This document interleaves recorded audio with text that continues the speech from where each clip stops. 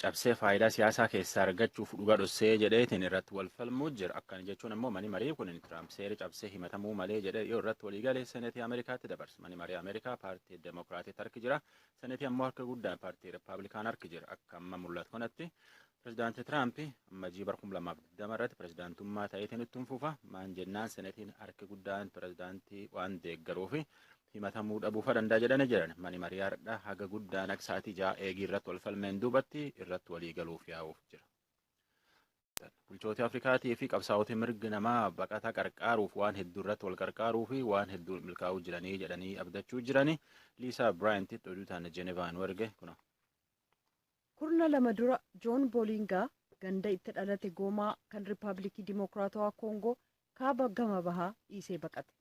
Rebels came and attacked our home, so my father was shot dead. Riphxeloltoonni mana keenya haleelanii abbaa kootti dhukaasuun ajjeesan achumaan anis gara Ugaandaattan baqadhee jedhe. Homaa of harkaatuun qabaatiin jireenya jalqabe garuu boodar Kaampaalaa keessatti dhaabbata bu'aaf hin hojjenne NGO ofiisaa jalqabe. Yeroo ammaa dhaabbati kun dubartootaaf ijoollee kan akkasaa sababaa hookkaraan qe'ee ofiirraa buqqaan gargaara. Seenaasaa kanas Foorumii dhimma baqattootaa kan yeroo jalqabaaf addunyaa irratti geggeessameef bakka buutonni biyyoota hedduu irratti argaman irratti dubbate. Bakkatti jedha Boolingaan baqattootaaf sagalee ta'uuf qooda jireenya isaanii jijjiiru keessatti qooda qabaachuuf murteessuun baay'ee murteessaadha jedha. Challenging now is because if refugees are not welcomed and also Rakkoon jiru baqattoonni yoo akka waan hin simatamneetti itti dhaga'amee fi sababaan ijoon itti isaan biyya isaanii dhiisanii baqatanii furmaatan argatin rakkoo cimaa ta'uuf deemaa jedhe. Afrikaan biyya baqattoonni hedduun irraa godaananii kanneen miliyoonaan lakkaa'aman jireenya wayyaawaa Awuroopaaf biyyoota biroo keessaa barbaacha imala sodaachisaa gammoojjii Saharaa kutanii galaana Meeditiraaniyaan qaxxaamuru. Kan isaan yaadan yeroo hedduun dhugoomu. Afrikaan garuu gama biraan namoota naannoo addunyaatii qe'ee irraa godaanan nuusa kan ta'aniif dahata taatee jirti. Kanneen qeeqan akka jedhanitti biyyoonni Afrikaa hangi tokko baqattootaaf carraa kennamuu murteessu. Garuu biyyootumti kun immoo balbala warri kaan cufan baqattootaaf ennaa banan argamu. Ambaasaadder Mohaammed Abdii Afee gaanfa Afrikaaf jila addaa kan dhaaba baqattootaa ka tokkummaa mootummootaati akkas jedhu. And the African governments continue to carry the extra responsibility on behalf of all of us. Mootummoonni Afrikaa hedduun iddoo hunda keenyaa bu'anii baqattoota simachuuf daangaa isaanii banaa taasisuudhaan itti gaafatamatti dabalaa baachuu itti fufanii jiru jedhan. Biyyoonni kan akka Itoophiyaa baqattoota biyyooti 26 kanneen miliyoona 1 ta'an keessummeessu. Aangawoonni jaarmaya gargaarsaa akka jedhanitti kanneen akkasii deeggaruuf hanqina maallaqaa sababaa qabnuuf gargaaruu hin dandeenyu. Kanaaf hawaasi addunyaa biraa deeggarsa sadarkaa addunyaa barbaannaa jedhu. Tigraay aanaa Aifoometti dhiyootana magaalaa dhaloota Yesuus Kiristootiin ganna 771 duratti fi eegiyeessoon dhalate ganna 612 duubatti dhalate arganii magaalaa manneen amantii tokkollee sunumatti arganii tuni qarooma barsuun jiru agarsiisaa jedhu. Naannoo Amaaraa bulchiinsa Walloo Kibbaa jedhetti nama 1,000 ta'u jiddu gala bahaatti baqachuuf adoo isaan yaa'uu jiranuu qabanii jarri kun gara Saawud Arabiyaa baqachuuf adoo yaa'uu jiru jidduu qabanii jedha kun nama Itoophiyaa naannoo gargaraa keessa dhufe. Dhaabii tokkummaa mootummoota hojii fanjii laf jala qulqulleessuu hojjechuu jiraachuusaa UNMS ganna 7 duubatti hojii kan qulqulleessuu fi hojii jabduu jiraachuusaa agarsiisuu jira. Bombii fanjii laf jalatti awwaalantuun waraan Suudaan Kibbaa keessa ganna 15 nama hedduu balleessite nama hedduu harka miila irra cirte faayidaa qabaachuu danda'a jedhu jarri kunin kiiloomeetirii 27 irratti akka kanaan hojjechuu jira. Akkanaan Suudaan keessatti ganna 15 keessa nam 3,500tti harka miil dhabe nama 1,400 dhumate.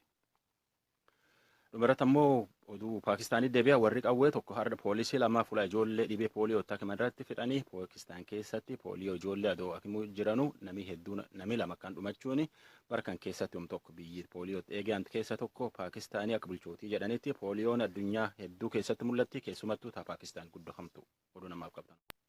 Paartiin Dimokiraasii Haqaa Uummata Affaar paartii har'a paartilee Madirak ofitti hammatee socho'aa jiru 5ffaa ta'uudhaan waliigaltee uumaniiru. Paartiin Madirak wayita ijaarame paartilee 8 of jalatti hammatee ture kan jiran dura taa'aan paartichaa Profeesar Mararaa Guddinaa suuta paartileen 4 sababa adda addaa uumuudhaan paartii kana keessaa bahuu ibsaniiru. መድረክ ሲፈጠር ወደ 8 ድርጅቶች ነበሩ። አንዳንዶቹ ራሳቸውን እየተዳከሙ አንዳንዶቹ ደግሞ Paartiin Madirak yeroo hundeeffame paartiilee 8 ofitti hammatee ture.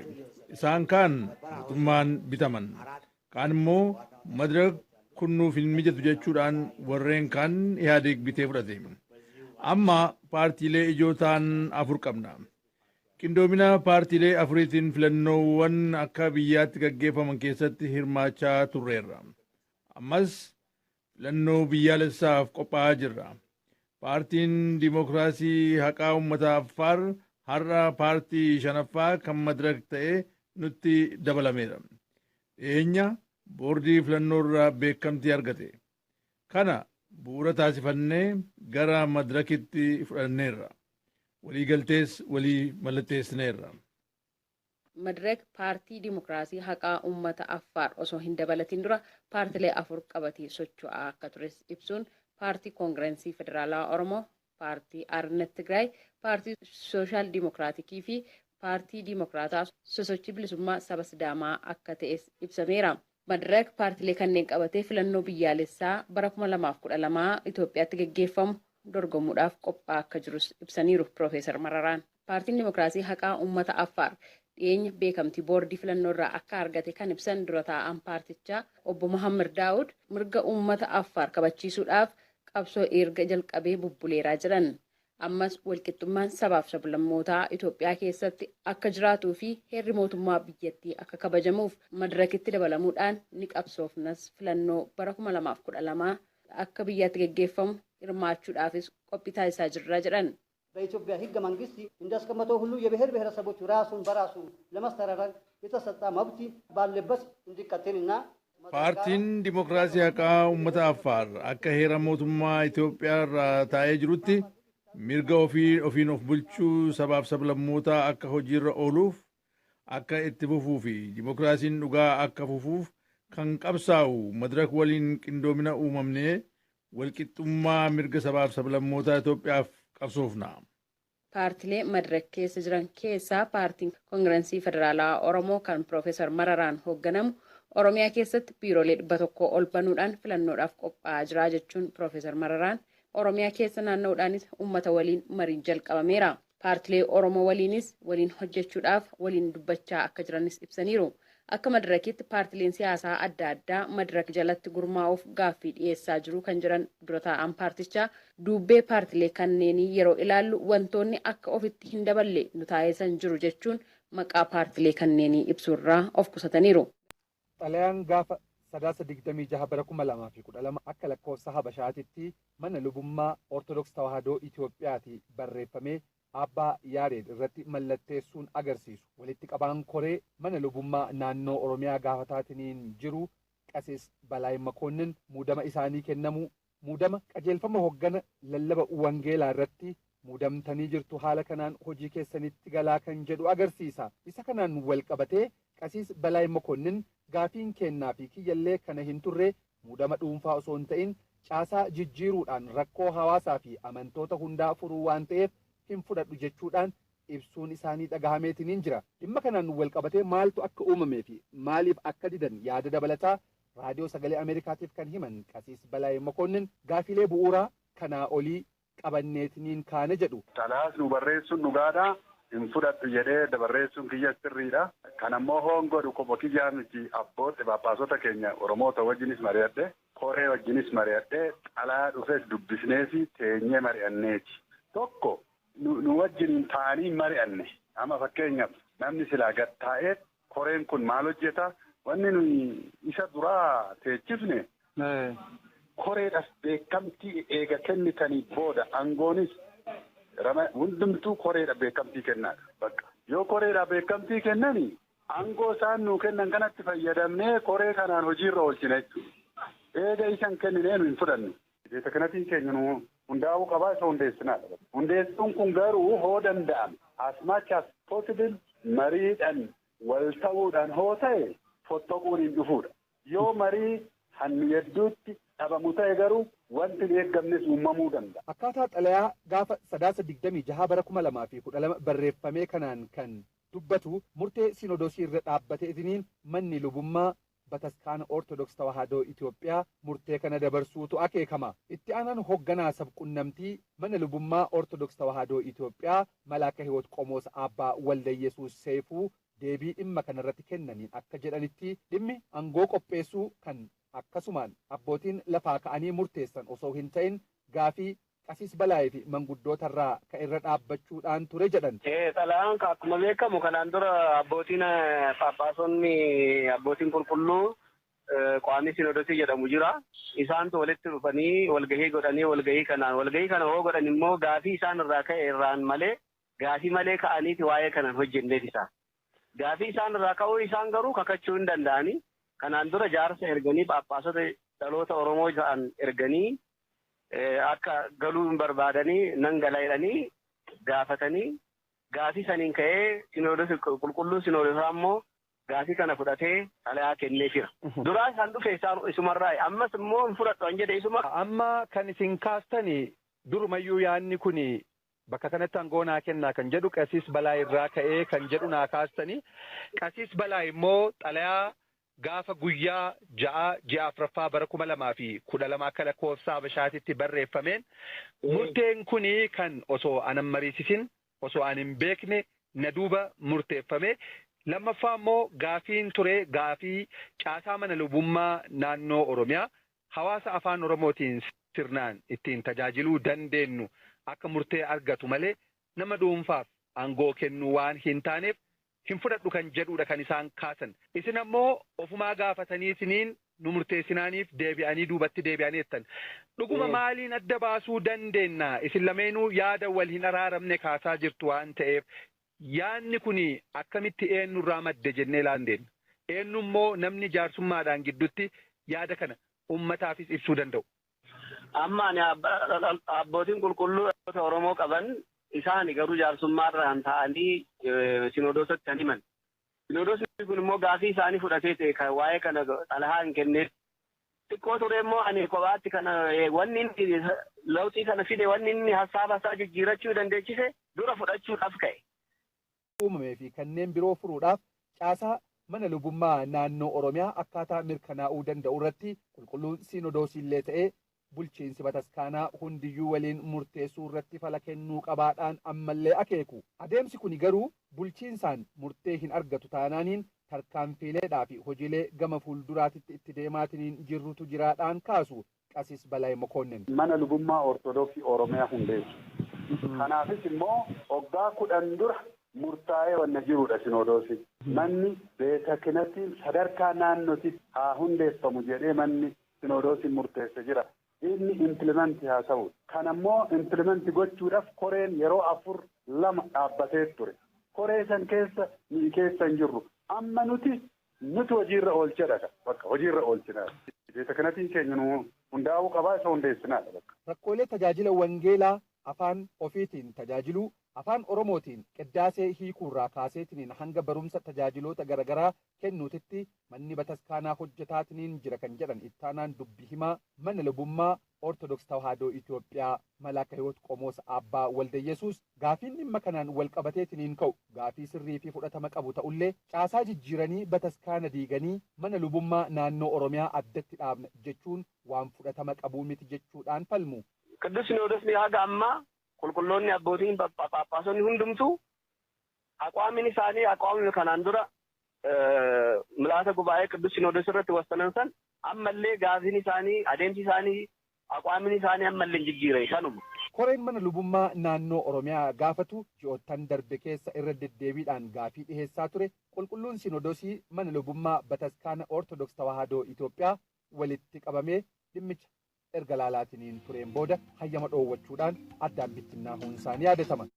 Yuunivarsiitii Finfinneetirraa inni eebbifame daaktarii LLB duraatiin bara 1969 irraa kaasee haga bara 1997tti gara waggaa 28 barsiisaa seenaa ture, barsiisaa sinajeegaa ture, akkasuma supparvaayizara ture, workshooppii adda addaa bara dargiitis bara mootummaa kanaallee fudhachaa turre achiin booda 97 yoo san Oromoo Biheeraawi Kongireesii boodarra Oromoo Hizbi Kongireesii amma immoo KFO'dhaan bara 98 haga 2002 paarlamaa ture. Achi keessatti gaa workshooppii waggaa 5 osoo walirraa kutin waa'ee mirga ilma namaa kana leenjisaa turanii workshooppii adda addaa fudhannaa kanarraa kan ka'e gaa barnoonni seeraa kunillee mirga ilma namaa kan of keessa qabatee waan jiruuf waa'ee lammummaa, mirga lammummaa, mirga namummaa, mirga sabummaa akkasumas mirga dimokiraasii waan ta'eef kanuma kanaan walitti qabadhee kan muuxannoo marraa kan ka'e gaa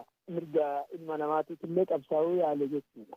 Isin baroota darban kana keessa namoota hidhaman nama meeqaaf abukaatoo taatanii dhaabattaniif? Baroota dabre sangaa walumaa galatti akka federaalawaati irratti dhaddacha 4tiif dhaddacha 19 irratti akka Itoophiyaatitti namoota naannolee salgan irraa baay'inaan Oromoo fi Amaaraa akkasumas Tigree, Sumaalee, Afaarii dabalatee hundaa nama 600 akka federaalawaati irratti tajaajilaa ture. Affaltii haga tokko kaafaa'oon deeggarsa naa godhe malee namoota kana tolaaf yookiin bilaashaan tajaajilaa ture. Akka naannoo Oromiyaatitti illee abukaattota biraallee akka dhadhee gara nama 600 olii akkas tajaajilaa ture jechuudha. Walumatti gara 1,000 caalaa jechuudha. Sirriidha. Kaafaa'oo bakka buutanii dhaabbattuuf mo'attam? Bara 2006 mootummaan addawaayii inni TPLF'n gaggeeffamu ijoollee Oromoo waa'ee master pilaanii kanaan wal qabatee hidhaa shaallee jennaan ana obbo Dajanee Xaafaatii obbo Dastaa Dinqaatiin sadiinuu abukaattummaan seeraa qabnaa barannee sadiin akka namoota kaafaa'oo himataman akka falmannuuf qarshii muraasa wayinuu kaffalanii falmii keenyatti jalqabne waggaa 2008 geennu obbo Dajanee Xaafaatis obbo Dastaa Dinqaatis obbo Daqqalaa Garbaa Addisuu Bullaallaa Gurmeessaa Ayyaanoo boodarra immoo Profeesar Maraaraa illee jalaa hidhanii amma gaa achi keechaa namni gariin nu baraa baqate rumti kaafaa'oo illee kan hojjechaa turru warra abbootii seeraa keessaa numatu hafee obbo Mulaatuu obbo Xurunee Beelifnee akkasuma namoota hedduu taanee Gabruu Gabramaraan jiru isaan kana waliin taanee qarshii haga danda'attu kana gargaaranii jalqaba kaafaa'oon jalqabee booda immoo maakalaayii dhaqee jedhu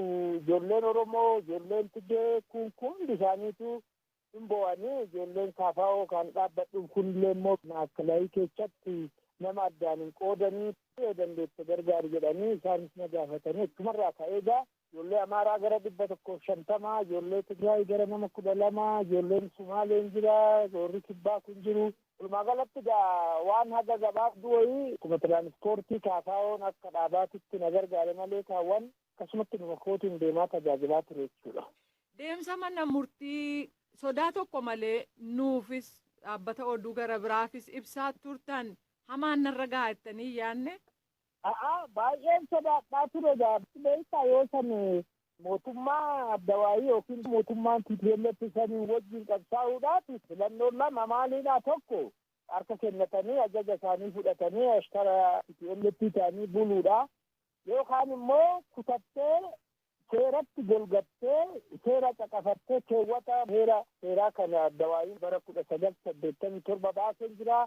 Heerri mootummaa kan federaalaa kun immoo keewwanni isiin 90ffaan maal jetti Itoophiyaan heerota addunyaa irratti ba'an hunda isaatu akka qaama heera kanaatitti gootee fudhatti jedha. Kanarraa kan ka'e gaa heerri Itoophiyaa kaammoo jirra jiru kun keewwata 8 irraa kaasee haga keewwata 44tti waa'ee mirga ilma namaa waa'ee dimokiraasii namni murtee akka seeraan bilisa ta'ee akka hojjetu keewwata 78 irratti abbootii seeraa akka bilisaan hojjetamantu jira. Akkasumaan immoo ibsina abukaattotaanillee abukaatoon tokko wanna mana murtee keessatti raawwatame himame osoo ittiin dabalin osoo hin dhoksin himuu mirga qaba jedha.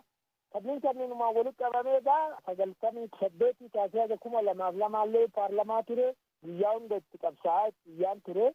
Inni kunis muuxannoodhaa ta'ee amma filmaata akkuma siin jedhe san 2006 jalqabnee hiriyoota koo Dastaadhaaf Dajanee na biraa hiinaan ana qofatu hafee kaafaa'uuf illee ijoollee shibbiriin himataman kan duratti caqase kanaaf illee waa lama taa'ee mataa kootii fi qaama koo wajjin waluma gahii godhee tokko baqatee amma warri kaafaa'oo keessaa baqatee mana galee jira bakka namni hunduu goomman baxeenaa nagaa horadhuu taa'ee jedhaa haga maatii kootii ani garuu baalan godhee bara Oromoon salphatee bara Oromoon algarraa bu'ee jaarsi Oromoo guddaan Oromoo xiqqaan Oromoo kan saba biraati salphate kanarratti an kabajamuu qabu yoo danda'e akka seerri jedhutti seera eeggadhee dhaddacha irratti wanna raawwatame hunda addunyatti beeksisuun qaba. Maal jedha seerri abukaattoodha wanna mana murtee keessatti raawwatame miidiyaatti kennuu qabdeedha. Kanumarraa gaa kutannoodhaaf yookaan firrii firaatiin dhaabatu beektaa barasame nama shibbiriin himatame abukaatoon qacaramuudhaaf nama tokkoof 300,000 gaafata.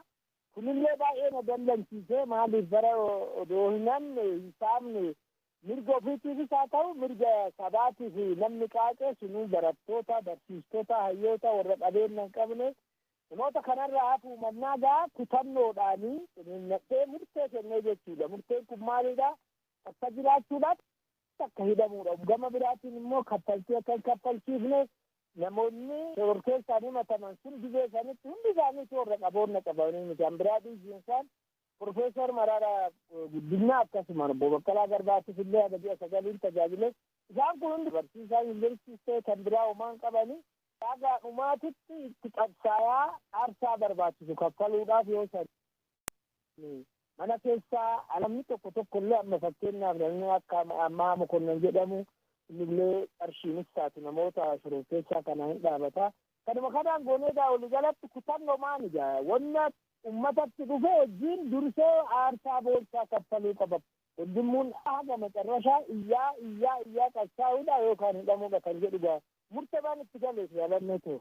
Kana gochuu keessaniif akeekkachiisii wayii kan sinii kenname jira ture mootummaa biraa.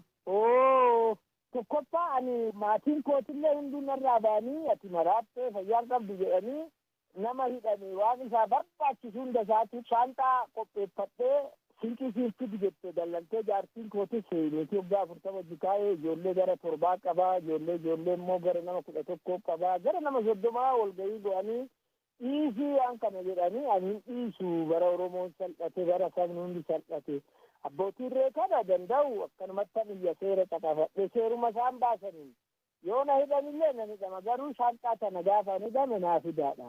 Maatiin kootillee maalidha ati waan ajaja keenya diddeef marii keenya murtee keenya waan diddeefi namtillee sin gaafannu ka jedhanii kanarraa kan ta'egaa tokkoffaa waggaa 3 ganama yoo manaa ba'u hunda laakoon beeku as goni jennaan kanuman eeggadha. Nama haga 30-40 na doorsisa bilbilaan si galee kun qaamaan waameessi doorsisaas gaafa tokko galgala akkuma kana si waliinillee warra Jarmanii Dachbalee wajjinillee qaaqaa ture kacarraa warri Qilintoo bulchanii hin dhagaanii afaan Amaariffaatiin qaaqee gaafatanii ani akka isaan dallalan hin beeku galgala miidiyaatti ibsa kennee Qilintoo sa'aa booda yoo dhaqee jedhu tokkoman waamanii wal nadiichanii gara nama 17 hin ta'anii isaan saba afaan tokko dubbatanii bakka amma maal baaseetiif abdattee akkatti galgalaa ganama iyyisaa mirga bukaatummaa kan federaalaa sii kennine kan Oromiyaa sii kennine paarlaamaa turtee hincafartaa arraba nama qaanessu ati oodegii nattaa dhagaatii Maraaraan hidhamee maaltii jedha isan jedhan baay'ee na doorsisanii anillee garaanis sodaadhu holladhullee garuu maaliif aadaan ofii gale osoo warwaattu akkan duune yoo hidhamtellee yoo duutellee odoo morkatte duu kan jedhu murtee koo waan ta'eef ammoo yaa wanti badaa yoo hafame garuu uummatarraa galatoomu kan jedhu gargaarsan qabeessu.